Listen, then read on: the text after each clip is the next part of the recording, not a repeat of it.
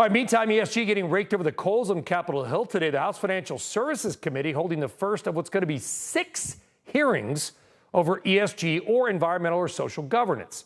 It's all part of what Republicans are branding as ESG month and what they say are their efforts to protect investor interest. Today's first hearing kicked off with both sides sounding off on the controversies around ESG.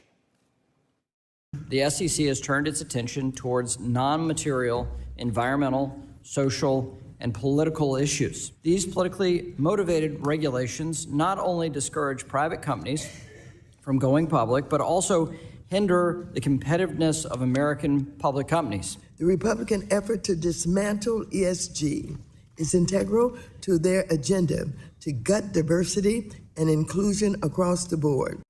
All right, joining us now is Kentucky Congressman and House Financial Services member Andy Barr. Congressman Barr, good to have you back on. I guess I'll ask the question that many on the left may be asking, which is, why do we care so much? What's the big deal? If companies want to do ESG, let them do it.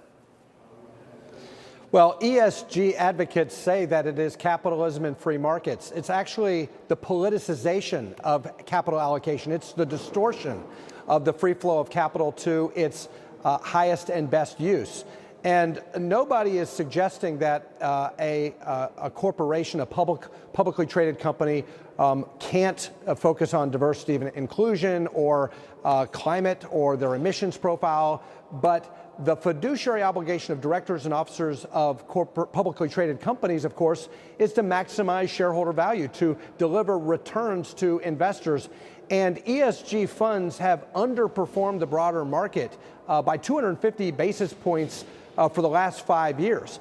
And so this stands to reason because ESG funds carry 43% higher fees. They're less diversified by design because they discriminate against entire sectors of our economy like energy.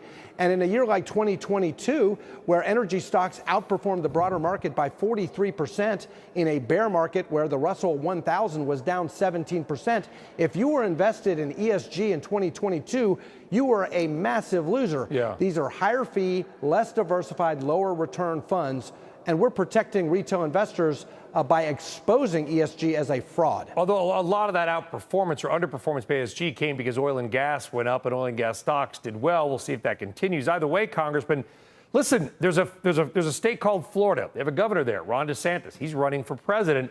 It appears that this sort of fight he's had against Disney may have backfired a little bit. If not backfired, it hasn't certainly helped him. At least it appears from where we sit here at CNBC.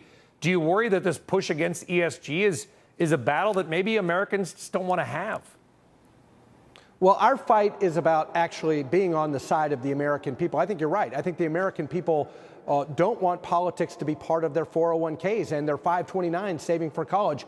Look, the gap between what Americans have saved for retirement and what they're going to need for retirement is $3.8 trillion. Now is not the time to politicize Americans' retirement to the detriment of their returns. They need maximum returns. And when politics and non-material factors like emissions or social justice or diversity quotas, when that is the priority as opposed to corporate financial performance, as opposed to pecuniary factors, it means that Americans are going to see substandard performance. And what we see, and why this is such a cancer, is that many poorly performing companies are using ESG as an excuse to raise capital. And because of this ESG bubble, capital is flowing into ESG companies, not because the fundamentals of those companies are strong, but because they're just slapping and greenwashing the label ESG on them. That's why it's so distortionary. Congressman Andy Barr of Kentucky. Congressman, we appreciate your time. I know it's late. Thank you very much, sir. All right, coming